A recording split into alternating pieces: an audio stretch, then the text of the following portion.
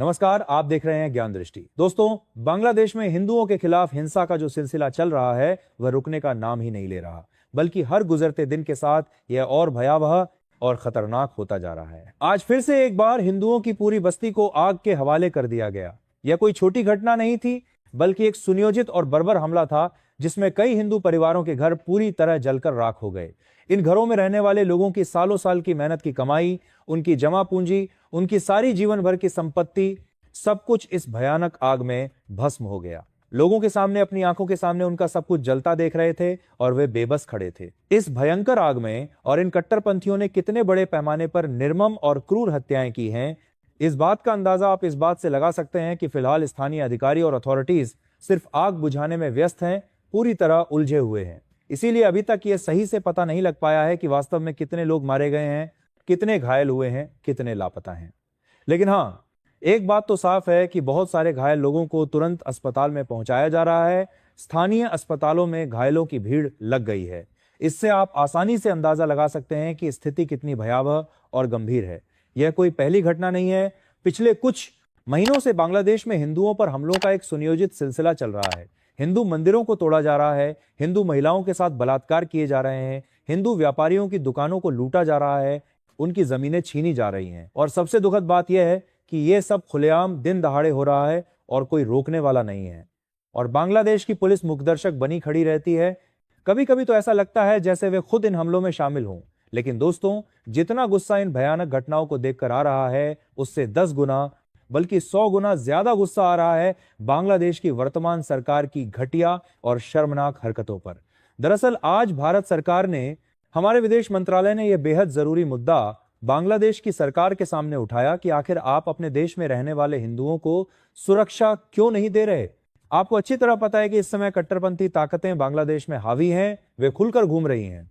ऐसे में जो हिंदू बहुल इलाके हैं, जहां हिंदू परिवार रहते हैं, वहां पर अतिरिक्त सुरक्षा बरती जा सकती है। सुरक्षा बलों को तैनात किया जा सकता है। सतर्कता आप ज्यादा बरतें, गश्त बढ़ाएं, कड़ी निगरानी रखें। यह कोई असंभव काम नहीं है। लेकिन बांग्लादेश में इस समय जो तानाशाह के रूप में बैठा है मोहम्मद यूनुस और उसके सभी चेले चपाटे, ये लोग इतने घटिया स्तर पर जा चुके हैं, इतने नीचे गिर चुके हैं कि आप कल्पना भी नहीं कर सकते।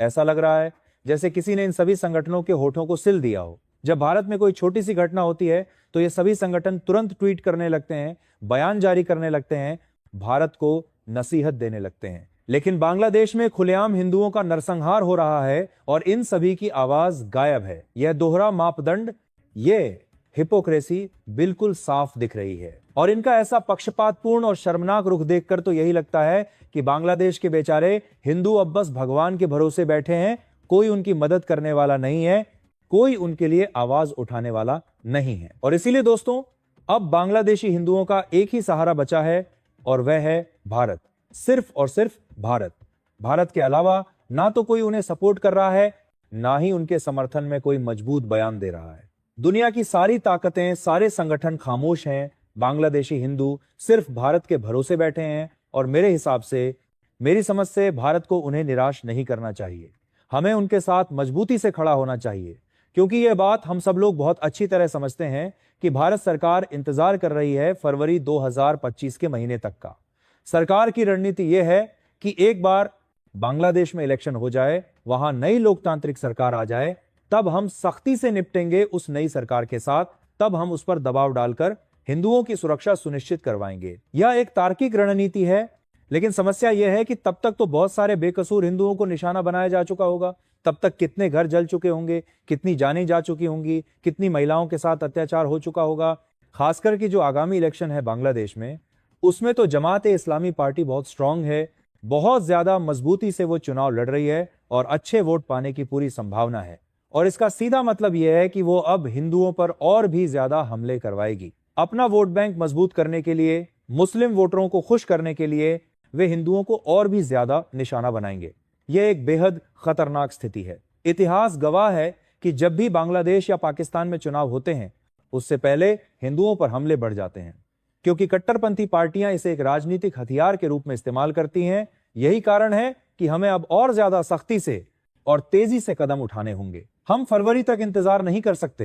हर गुजरता दिन हिंदुओं के लिए खतरनाक साबित हो रहा है। जरूरत पड़े तो भारत को बांग्लादेश को मिलिट्री ब्लॉकेड तक की कड़ी धमकी देनी पड़ेगी। यानी कि बांग्लादेश में आने और जाने के सभी रास्ते हमें बंद करवाने पड़ेंगे, चाहे वो समुद्री रास्ते हों या जमीनी रास्ते। भारत को चाहिए कि वह बांग्लादेश पर आर्थिक दबाव बढ़ाए। बांग्लादेश भारत से बिजली, गैस और कई जरूरी चीजें आयात करता है। इन सप्लाई को रोका जा सकता है, बांग्लादेश के निर्यात पर प्रतिबंध लगाया जा सकता है, उनके साथ व्यापारिक संबंध खत्म किए जा सकते हैं। भारत में काम कर रहे लाखों बांग्लादेशी नागरिकों को वापस भेजा जा सकता है। तभी जाकर इन लोगों की बुद्धि थोड़ी ठीक होगी, तभी इन्हें अपनी गलती का एहसास होगा। वरना ये हिंदुओं को, और इतना ही नहीं दोस्तों, जो बाकी अल्पसंख्यक समुदाय हैं बांग्लादेश में, चाहे ईसाई समुदाय हो, चाहे बौद्ध समुदाय हो, चाहे आदिवासी समुदाय हो, इन सभी को ये लोग ऐसे ही खुलेआम निशाना बनाते रहेंगे। बांग्लादेश में इस समय जो चल रहा है वह एक धीमा नरसंहार है, एक सुनियोजित साफ सफाई है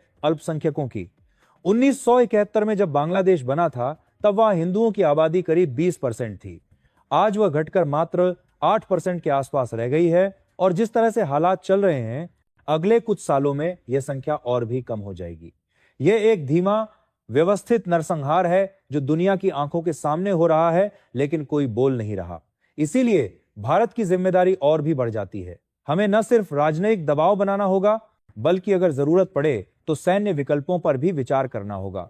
बांग्लादेश को यह साफ संदेश देना होगा कि हिंदुओं पर अत्याचार बर्दाश्त नहीं किया जाएगा। भारत को चाहिए कि वह संयुक्त राष्ट्र में इस मुद्दे को जोरदार तरीके से उठाए, अंतरराष्ट्रीय मंचों पर बांग्लादेश को बेनकाब करे। दोस्तों, यह सिर्फ बांग्लादेशी हिंदुओं का मामला नहीं है, यह भारत की राष्ट्रीय सुरक्षा का मामला भी है। अगर हमारी सीमा के पास एक कट्टरपंथी आतंकवादी राज्य बन जाता है, तो इसका सीधा असर भारत पर पड़ेगा। पूर्वोत्तर राज्यों में अस्थिरता बढ़ेगी, घुसपैठ बढ़ेगी, आतंकवाद को बढ़ावा मिलेगा। इसलिए यह सिर्फ मानवीय मुद्दा नहीं है, यह भारत की सुरक्षा का मुद्दा भी है। अंत में दोस्तों, मैं यही कहूंगा कि समय आ गया है कि भारत सख्त कदम उठाए। राजनयिक शिष्टाचार की अब कोई जगह नहीं बची। जब सामने वाला खुलकर आपके भाइयों बहनों का नरसंहार कर रहा है, तो चुप बैठना कायरता है। भारत को मजबूती से खड़ा होना होगा, बांग्लादेशी हिंदुओं के साथ खड़ा होना होगा। दोस्तों, ये थी आज की पूरी खबर, जो काफी रिसर्च और मेहनत के बाद आपके सामने रखा गया है। बाकी आप लोग इस पूरे मुद्दे पर क्या सोचते हैं, कमेंट में जरूर बताइएगा। और दोस्तों जाते जाते एक छोटी सी हेल्प कर दीजिए, इस वीडियो को एक लाइक करके अपने दोस्तों तक शेयर करके हमारी मेहनत को सपोर्ट कर दीजिए। धन्यवाद।